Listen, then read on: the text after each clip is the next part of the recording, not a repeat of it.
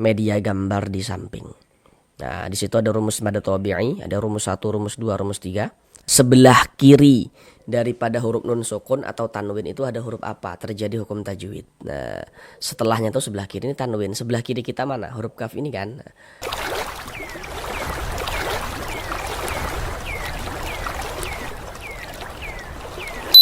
Assalamualaikum warahmatullahi wabarakatuh. Apakah Bapak dan Ibu saudara semuanya masih belum lancar di dalam membaca Al-Quran, ataupun juga masih belum memahami ilmu tajwid sehingganya tidak percaya diri ketika membaca Al-Quran? Mari belajar mengaji Al-Quran bersama kami. Akan kami jelaskan tajwidnya dengan pelan-pelan, sehingganya dengan penjelasan tajwidnya yang pelan-pelan, semoga Bapak dan Ibu saudara semuanya dapat langsung dengan mudah dalam memahami ilmu tajwid Al-Quran. Semoga dapat langsung bisa mempraktekkan dengan sendirinya ketika membaca Al-Quran. Dengan kita mempelajari ilmu tajwid, kemudian kita memahaminya, kemudian kita bisa menerapkan dengan sendirinya ketika membaca Al-Quran, maka semoga yang belum lancar dalam membaca Al-Qur'annya bisa segera lancar di dalam membaca Al-Qur'an. Ataupun yang sudah lancar tapi belum paham tajwid sehingganya tidak percaya diri ketika membaca Al-Qur'an, maka dengan kita mempelajari ilmu tajwid tentu akan memperbaiki bacaan Al-Qur'an kita, sehingganya kita bisa lebih percaya diri ketika membaca Al-Qur'an. Selanjutnya kami senantiasa mendoakan semoga Bapak dan Ibu saudara semuanya senantiasa diberikan kesehatan oleh Allah Subhanahu wa taala. Semoga dipermudah segala urusan-urusannya, semoga dikabulkan segala hajat-hajatnya, dan semoga senantiasa dilancarkan rezekinya oleh Allah Subhanahu wa taala. Semoga senantiasa diberikan rezeki yang berlimpah ruah dan barokah, sehingganya dengan rezeki yang barokah tersebut bisa menjadi seorang ahli sedekah dan bisa beribadah umrah dan haji ke tanah suci Mekah. Amin amin ya rabbal alamin. Baik, mari kita mulai belajar mengaji Al-Qur'annya. Kita lanjutkan kembali belajar mengaji Al-Qur'annya. Masih pada surah Al-Baqarah ayat 286. Karena di sini kita belajarnya itu pelan-pelan saja ya, sedikit-sedikit saja. Yang terpenting semoga dapat langsung bisa dipahami. Karena di sini kami berusaha menjelaskan tajwidnya itu dengan pelan-pelan, supaya harapan kami dengan penjelasan tajwidnya yang pelan-pelan dapat langsung dipahami tajwidnya, dapat langsung bisa diterapkan dengan sendirinya ketika membaca Al-Quran, guna untuk memperbaiki bacaan Al-Quran Bapak dan Ibu saudara semuanya. Jadi kita sekarang masuk pada bagian yang ketiga daripada surah Al-Baqarah ayat 286 ini. Pada bagian yang ketiga ini kita akan belajar dari sini. Dari sini sampai sini. Jadi dari sini sampai sini. Sekarang marilah kita baca bersama-sama terlebih dahulu dengan pelan-pelan. Namun seperti biasa kami selalu menyarankan setelah mengikuti pembelajaran dalam video ini, hendaknya bacalah terlebih dahulu ya, atau sesudahnya bacalah secara full surah Al-Baqarah ayat 286 tadi. Dikarenakan ini yang akan kita pelajari, mari sama-sama kita baca dengan pelan-pelan. Bismillahirrahmanirrahim. Rabbana wa la tahmil alaina isran kama hamaltahu ala alladzina min qablina. Sekarang mari sama-sama kita pelajari tajwidnya dengan pelan-pelan. Namun ini mohon maaf ya kalau suara kami agak sedikit serak karena masih dalam keadaan yang kurang enak badan dan juga flu dan batuk nih saudara. Pertama di sini huruf ro. Huruf ro kalau memiliki harokat fathah, ini baris satu di atas huruf ini namanya harokat fathah atau tanda baca fathah atau baris fathah. Huruf ro kalau dia memiliki harokat fathah atau memiliki harokat dhammah. Harokat dhammah tuh bentuknya di sini nggak ada ya. Ini ada tapi dia terbalik. Tapi saudara pasti sudah tahu bentuknya harokat dhammah itu seperti apa gitu ya. Nah, jadi huruf ro itu kalau dia memiliki harokat fathah atau harokat dhammah, maka huruf ro itu dibaca tebal, dibaca tabkhim. Nah, sedangkan di sini kita yang kita temui huruf ro memiliki harokat fathah nih. Maka huruf ro dibaca tebal, dibaca tabkhim. Sehingganya pangkalisan kita naik terangkat ke atas ketika kita mengucapkannya. Tebalkan huruf ro-nya ya. Robbana, na dibaca panjang. Kenapa kok na dibaca panjang? Apa tanda panjangnya? Begitu. Sekarang perhatikan media gambar di samping. Nah, di situ ada rumus mad tabi'i, ada rumus 1, rumus 2, rumus 3. Nah, kami jelaskan dulu cara membaca media gambarnya. Rumus 1 yang warna hitam, huruf ya sukun atau huruf ya mati. Huruf mati itu biasa disebut juga dengan huruf sukun.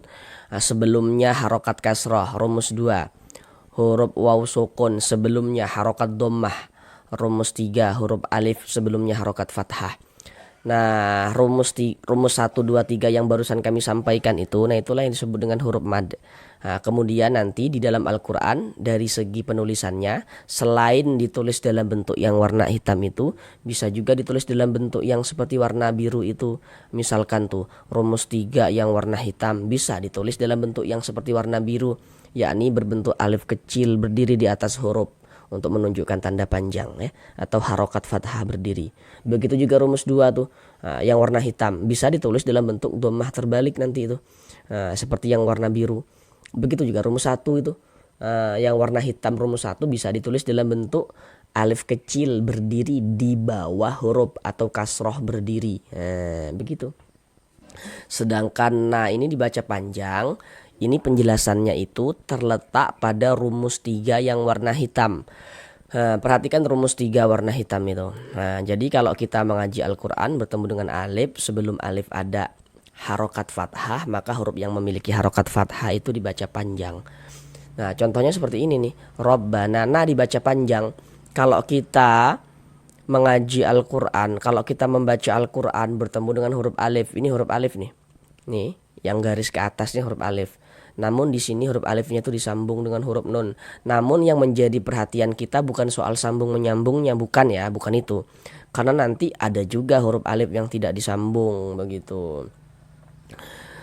Jadi yang menjadi titik perhatian kita bukan soal sambung menyambungnya, bukan. Kunci utamanya ada alif dulu. Ada alif dulu kunci utamanya, ada alif. Nah, kunci keduanya ada harokat fathah. Kalau ada alif sebelumnya ada harokat fathah nih, maka huruf yang memiliki harokat fathah yang letaknya itu persis sebelum huruf alif. Nah, kalau kami katakan sebelum berarti yang di sebelah kanan. Maka kalau ada alif, sebelah kanan alif ada huruf yang memiliki tanda baca fathah nih, maka huruf yang memiliki tanda baca fathahnya itu dibaca panjang, sehingga na dibaca panjang. Mad tabi'i panjangnya tuh 2 harokat. Nah, na dibaca panjang. Robbana wala, la dibaca panjang juga. Penjelasannya sama, masih di rumus 3 yang warna hitam. Kalau kita mengaji Al-Quran bertemu dengan huruf alif, ini huruf alif nih. Nah, nih yang ditulis menyamping nih huruf alif nih. Ada huruf alif. Sebelum huruf alif ada ini, ada harokat fathah, ada tanda baca fathah. Maka huruf yang memiliki tanda baca fathah dibaca panjang. Nah, kalau sebelum tuh berarti yang di sebelah kanan ya. Jadi kalau ada alif, sebelah kanan alif ada huruf yang memiliki tanda baca fathah, maka huruf yang memiliki tanda baca fathahnya dibaca panjang. Ini alif nih. Sebelah kanan alif mana? Sebelah kanan kita mana? Ini nih huruf lam ini nih. Karena dia memiliki tanda baca fathah dibaca panjang. Sehingga la dibaca panjang. Mad tabi'i panjang 2 harokat. Wala tahmil alaina. Di sini ada huruf ya sukun, ada huruf ya ini tanda sukun. Huruf ya sukun atau disebut juga dengan huruf mati, huruf sukun itu biasanya. Perhatikan media gambar di samping. Huruf lin itu ada 2. Perhatikan tuh yang di nomor 2. Nah, jadi kalau ada huruf ya sukun yang sebelumnya harokat fathah, maka huruf ya sukunnya adalah huruf lin. Nah, ini huruf ya sukun sebelumnya ada harokat fathah, maka huruf ya sukunnya ini adalah huruf lin. Maka kita baca lunak, lembut ya. Kita baca alaina. Ingat ya, harus berhati-hati ketika membaca huruf lin yang terjadi pada huruf ya sukun. Jangan sampai condong ke huruf e. Nah, kita sering juga tuh temui membaca huruf lin condong ke huruf e. Dibaca misalnya alay, lay, begitu jangan. Kita baca alay, alaina, begitu ya.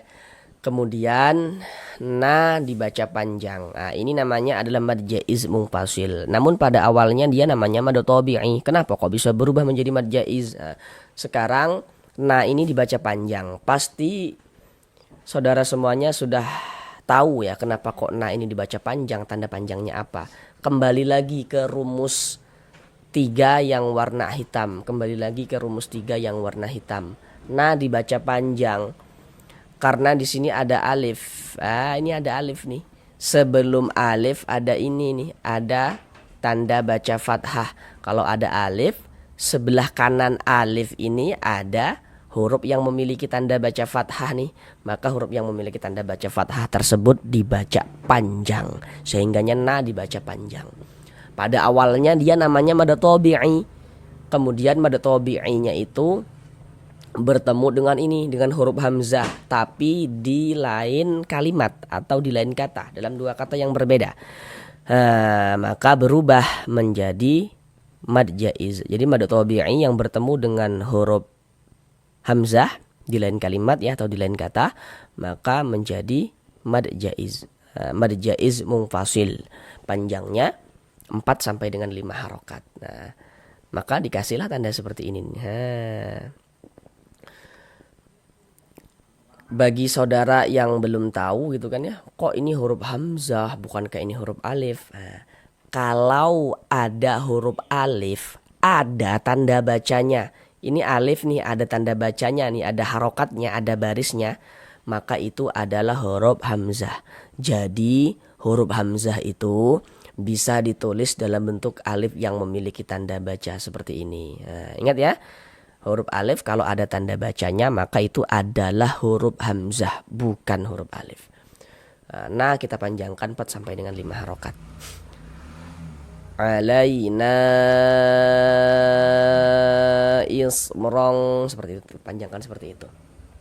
Kemudian huruf ro kalau dia memiliki tanda baca fathatain, ini baris 2 di atas huruf ya, fathatain, maka huruf ro itu kalau dia memiliki tanda baca fathatain atau dhammatain, maka huruf ro juga dibaca tebal, dibaca tabkhim, sehingganya pangkal lisan kita naik terangkat ke atas ketika kita mengucapkannya. Tebalkan huruf ro-nya.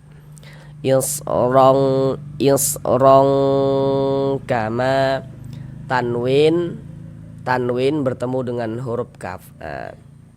Perhatikan terlebih dahulu media gambar di samping. Setiap kita membaca Al-Quran, ingat ya kalimatnya itu setiap kita membaca Al-Quran, apabila bertemu dengan huruf nun sukun atau bertemu dengan salah satu tanda baca tanwin. Tanda baca tanwin bentuknya ada 3. Yang nomor 1 tuh baris 2, tapi dia letaknya tuh di atas huruf. Nah, itu disebut dengan fathatain. Yang nomor 2 baris 2 letaknya tuh di bawah huruf. Nah, disebut dengan kasrotain. Dan yang nomor 3 itu ada dhammah tapi ada kurungnya. Nah, itu namanya dhammatain tuh.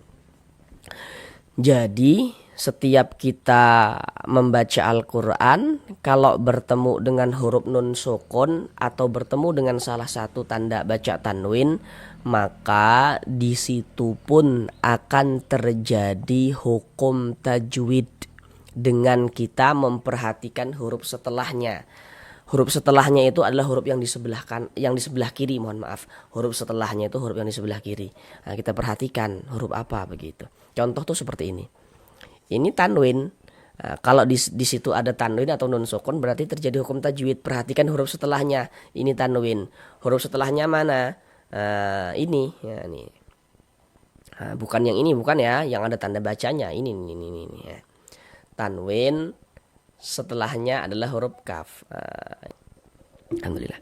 Nah, jadi kalau kita membaca Al-Quran, jika bertemu dengan huruf nun sukun atau tanwin, perhatikan sebelah kiri daripada huruf nun sukun atau tanwin itu ada huruf apa, terjadi hukum tajwid. Nah, setelahnya tuh sebelah kiri ini tanwin, sebelah kiri kita mana, huruf kaf ini kan. Perhatikan gambar di layar itu, huruf kaf termasuk salah satu huruf ikhfa hakiki. Jadi kalau ada nun sukun atau tanwin bertemu dengan salah satu daripada 15 huruf yang di samping itu, maka hukumnya adalah ikhfa hakiki. Sedangkan huruf kaf masuk kepada ikhfa hakiki ab'ad. Kenapa kok dikatakan ab'ad? Karena makharijul huruf nun dengan huruf kaf dan juga huruf qaf itu dia jauh. Mana huruf nunnya mana, begitu.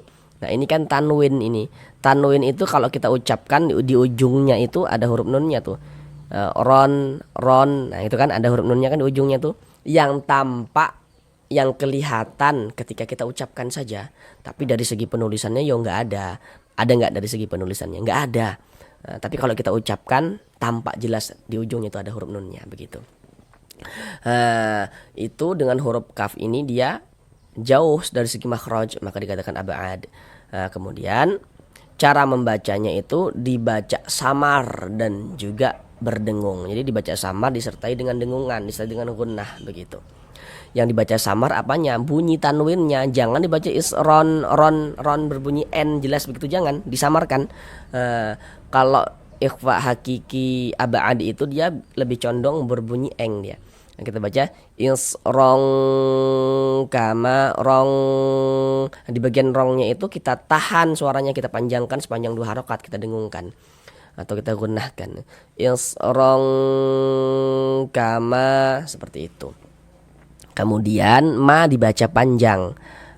Pasti ini saudara sudah tahu kenapa kok ma dibaca panjang, tanda panjangnya apa. Jadi di sini untuk media gambarnya tidak kami tampilkan lagi, supaya kita bisa mengetahui, bisa mengamati tanpa media gambar. Ya karena di sini ada alif nih. Sebelum alif ada ini nih, ada tanda baca fathah, sehingganya huruf yang memiliki tanda baca fathah dibaca panjang, sehingganya ma dibaca panjang. Mad tabi'i panjangnya 2 harokat. Nah tadi itu sudah kita jumpai beberapa kali itu. Kama hamal tahu, hu dibaca panjang. Nah, tanda panjangnya hu apa ini? Jadi kalau kita membaca Al-Quran bertemu dengan huruf, di atas huruf tersebut ada tanda seperti ini nih. Tanda baca dhammah tapi bentuknya terbalik seperti ini. Maka huruf di atasnya kalau ada tanda seperti ini dibaca panjang. Sehingga hu dibaca panjang. Tapi ini namanya adalah mad silah qasirah atau mad silah sugro. Karena huruf H ini huruf H dhamir yang diapit oleh 2 huruf hidup, oleh 2 huruf yang berharokat. Nah, di sininya nih huruf hidup nih, bukan huruf sukun. Nah, di sininya nih huruf hidup nih, bukan huruf sukun nih. Maka ini mad silah qasirah. Kecuali nanti kalau di sininya nih huruf hamzah, baru dia nanti menjadi mad silah tawilah. Tapi karena di sini bukan hamzah, ya mad silah qasirah, seperti itu. Mad silah itu ya dibaca panjang ketika diwasolkan saja. Nah, ini kalau kita baca hamal tahu alal ladzi berlaku tanda panjangnya. Tapi kalau kita wakafkan, kita berwakaf tepat di mad silah, maka tidak berlaku tanda panjangnya. Kita berwakaf di sini, kita baca hamal tah, tidak berlaku tanda panjangnya. Tapi kalau diwasolkan baru berlaku tanda panjangnya. Seperti itu. Alal ladzi, di sini ada hukum alif lam syamsiyah. Perhatikan media gambar di samping. Kalau ada huruf alif lam kemudian bertemu dengan salah satu daripada 14 huruf yang di samping itu, maka hukumnya alif lam syamsiyah. Huruf lam termasuk huruf syamsiyah kan? Termasuk salah satu daripada 14 itu kan? Maka hukumnya alif lam syamsiyah. Huruf alifnya ini, huruf lamnya mana? Huruf lam yang satunya. Nah, di sini kan huruf lam bertasydid ini. Huruf bertasydid itu kalau diurai ada 2 huruf tuh. Berarti di sini kalau kita urai ada 2 huruf lam. Ada huruf lam yang sukun dan juga yang berharokat ini. Maka Huruf lam yang satunya itu dia tidak ditulis, huruf alifnya ditulis tapi begitu. Maka di sini kalau ditanya huruf syamsiahnya ya huruf lam yang ini begitu. Hamaltahu 'alal ladzi, dzi dibaca panjang. Kenapa kok dzi dibaca panjang? Sekarang perhatikan rumus satu yang warna hitam. Rumus satu warna hitam, di situ kan ada huruf ya sukun sebelumnya harokat kasroh, maka huruf yang memiliki harokat kasroh dibaca panjang. Nah ini dzi dibaca panjang. Kalau kita membaca Al-Quran bertemu dengan huruf ya sukun, ada huruf ya, ada tanda sukun, huruf ya sukun. Sebelum huruf ya sukun ada harokat kasroh nih, ada tanda baca kasroh, maka huruf yang memiliki tanda baca kasroh itu dibaca panjang. Atau kalau lebih mudahnya lagi, kalau ada huruf ya sukun, sebelah kanan daripada huruf ya sukun, ini huruf ya sukun sebelah kanannya tuh sini. Nah, sebelah kanan kita ada huruf ya sukun, sebelah kanannya ada huruf yang memiliki harokat kasroh nih, baris satu di bawah huruf harokat kasroh, maka huruf yang memiliki harokat kasroh itu dibaca panjang. Nah, maka kita lihat, kita perhatikan, kalau ada huruf ya ada tanda sukun, sebelumnya ada harokat kasroh, huruf yang memiliki harokat kasroh dibaca panjang, sehingga dzi dibaca panjang. Mad tabi'i panjangnya 2 harokat. Alal ladzina min qablina, nun sukun bertemu dengan huruf qaf. Nah, tadi kan sudah kalian katakan ya di awal tadi itu, setiap ada nun sukun di situ terjadi hukum tajwid, setiap ada tanwin di situ terjadi hukum tajwid dengan memperhatikan huruf setelahnya.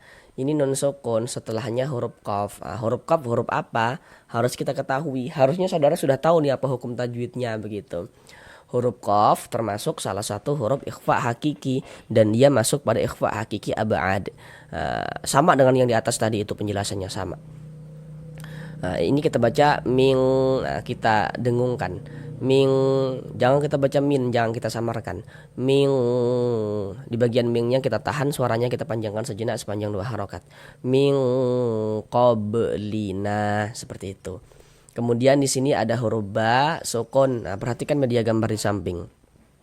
Huruf qalqalah ada 5, salah satunya adalah huruf ba. Jadi huruf-huruf qalqalah tersebut kalau dia sukun pantulkan. Ini huruf ba sukun dia pantulkan ya. Jadi huruf-huruf itu kalau dia sukun atau mati pantulkan. Min qablina begitu. Dan ini termasuk kepada qalqalah kecil, qalqalah sugro, karena dia berada di tengah bacaan kita. Beda ceritanya, misalnya kita membaca Al-Quran, kemudian kita berwaqaf, berhenti, kita tepat di huruf qalqalah, baru menjadi qalqalah kubro. Sedangkan ini kan kita tidak berhenti di huruf ba di tengah bacaan kita, maka ini qalqalah sugro. Min qablina. Nah, dibaca panjang. Pasti saudara sudah tahu penjelasannya apa. Jadi di sini untuk media gambarnya tidak kami tampilkan lagi. Sama dah dengan ini ya, dengan ini nih penjelasannya nih, dengan ini sama penjelasannya. Karena di sini ada alif. Sebelum alif ada ini, ada harokat fathah atau alif. Sebelah kanan alif ada huruf yang memiliki harokat fathah, sehingganya huruf yang memiliki harokat fathah ini dibaca panjang. Sesuai dengan rumus 3 yang warna hitam kalau pada media gambar di awal tadi itu. Nah, dibaca panjang, mad tabi'i panjang 2 harokat. Kemudian di sini ada tanda waqaf, bentuknya itu jim. Ini namanya waqaf jaiz. Jadi maknanya itu kita boleh berwaqaf, boleh juga diwasolkan. Jadi terserah kita sebagai pembaca. Mau berhenti di sini silakan. Tidak berhenti di tanda waqaf ini juga tidak apa-apa begitu. Terserah kita. Mau diwasolkan silakan, boleh diwasolkan, juga boleh diwaqafkan begitu. Boleh diwasolkan juga boleh diwaqafkan. Sekarang mari sama-sama kita baca dengan pelan-pelan, kita ulangi lagi. Rabbana wa la tahmil alaina isran kama hamaltahu ala alladzina min qablina. Sampai di sini belajar mengajinya. Sampai jumpa di pertemuan yang berikutnya. Assalamualaikum warahmatullahi wabarakatuh.